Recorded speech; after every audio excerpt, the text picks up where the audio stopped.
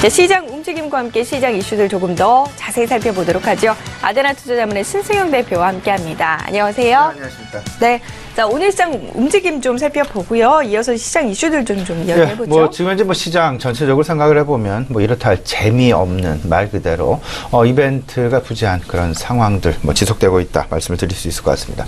이 와중에 가장 크게 변화하고 있는 외생 변수, 어찌 보면 환율 쪽 부분이 아닐까 좀 생각이 되는데, 이 환율에 따른 어떤 그 시장 내 주요 수급 주체들, 특히나 외국인들의 수급, 최근 들어 상당 부분 둔화 양상 나타나고 있다라고 보셔야 될 것 같습니다. 이 상황 내에서 결국 실물 경기 쪽, 그다음에 이제 우리 금융 경기 쪽, 이렇게 좀 생각을 해볼 수가 있을 것 같은데, 금융 경기 쪽은 아마도 환율의 변동성, 이런 부분들이 지금 현재 가장 크게 시장을 좌지우지하고 있다라고 봐야 될 것 같고, 실물 경기 쪽은 G2 경기, 결국은 미국, 그리고 또 하나의 우리나라 그 옆에 있는 중국의 어떤 그 움직임, 중국의 경제 상황, 통상 쪽에 대한 G2의 마찰 부분이 우려감으로 대두가 되고 있다라면, 오히려 기대를 하고 있는 부분은 미국에 대한 성장 기대감, 그리고 트럼프 정부에 대한 친성장 정책에 대한 기대감.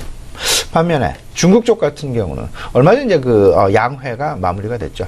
5.5%의 성장률 목표치를 확정을 시키면서 마무리를 시켰는데, 이런 상황들 속에서 실질적으로 최근 국제 유가의 상승 부분, 그리고 전반적인 달러화의 어떤 그 움직임 부분, 이런 부분들로 인해서 실질적으로 그들의 어떤 물가 상승률에 대한 어떤 그 관심 부분, 실질적으로 상당 부분 확대되어 가고 있다라는 점. 특히나 미국 같은 경우는 물가 상승률이 FOMC 금리 인상의 최대 두 가지 중요한 팩터 중에 하나였다라면 물가 상승률과 고용률이었죠. 이렇게 좀 생각을 해본다면 중국 역시 여기서 크게 벗어나고 있지 않다라는 점. 하지만 항상 이제 물가 수준을 생각할 때 두 가지 부분을 생각을 할 수가 있습니다. 디맨드 풀 성격의 물가가 상승을 하느냐, 아니면 코스트 푸시 성격에서의 물가가 상승을 하느냐. 다시 말씀을 드리면 수요 요인에 의한 물가의 상승이 있을 것이고, 그 반면에 공급 요인에 의한 물가의 상승이 있을 것이다.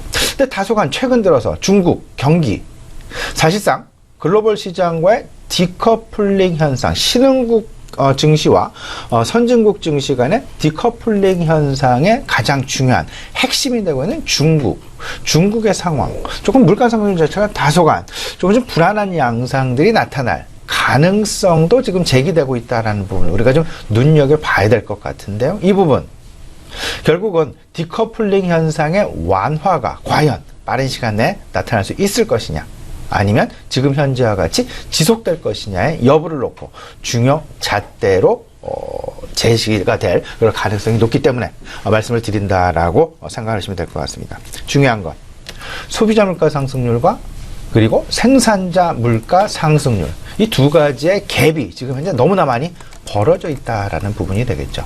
소비자 물가 상승률, 결국 소비자 물가 상승률은 불과 0.8% 증가에 그쳤다. 하지만 생산자 물가의 상승률은 7.8%나 급등하는 그런 모습들이 나타났다.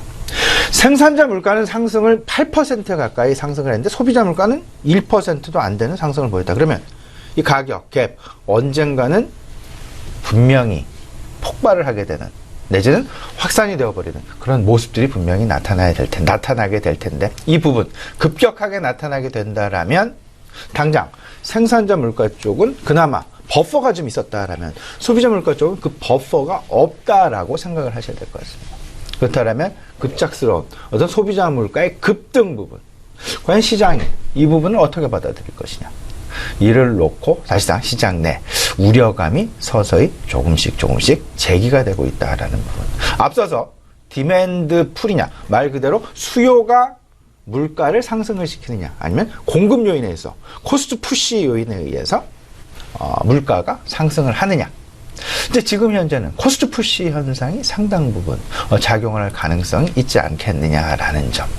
그러면 생산자 물가의 8% 상승, 소비자 물가의 1% 상승, 이제 조만간 소비자 물가의 폭등이 나타난다라면, 과거 우리가 생각을 했었던 디플레이션에 대한 우려감 시절이 있었습니다. 그리고 최근 들어서 인플레이션에 대한 기대감으로 이 부분이 바뀌었죠.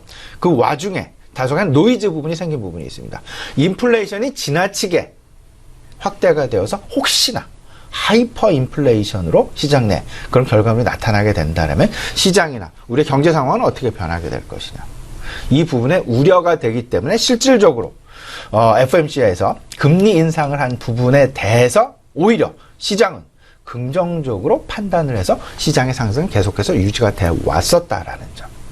만약에 중국 역시 이런 부분들에 대한 자제 내지 이런 부분들의 통제 나타내지 못한다라면 상당 부분 우리 시장으로까지의 영향, 더 나아가서는 글로벌 시장까지의 영향, 말 그대로 선진국 증시까지의 발목도 잡을 수 있는 그런 상황까지도 야기가 될 수 있다라는 부분. 물론 지금 현재 나타난 평가는 생산자 물가의 주요 상승은 철광석 가격과 철근 가격, 그러니까 소위 말하는 석탄과 철광석 가격의 폭등에 어떤 그 기인하고 있다라는 부분.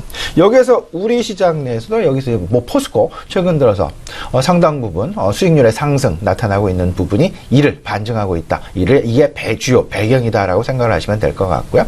전체적으로 지금 이렇게 같이 얽혀 있다. 서로 간에 상호 영향을 주고 있다는 점. 따라서 앞으로 우리가 계속해서 주시해야 될 경제 지표.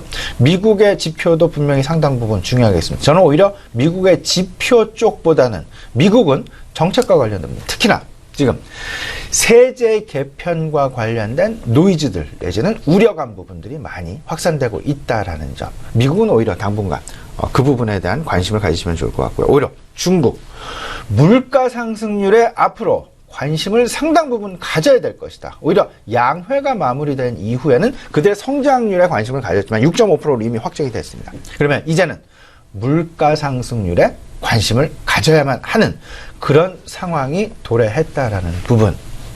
우리 시청자 여러분 꼭 좀 기억을 해 놓으셨으면 좋겠습니다.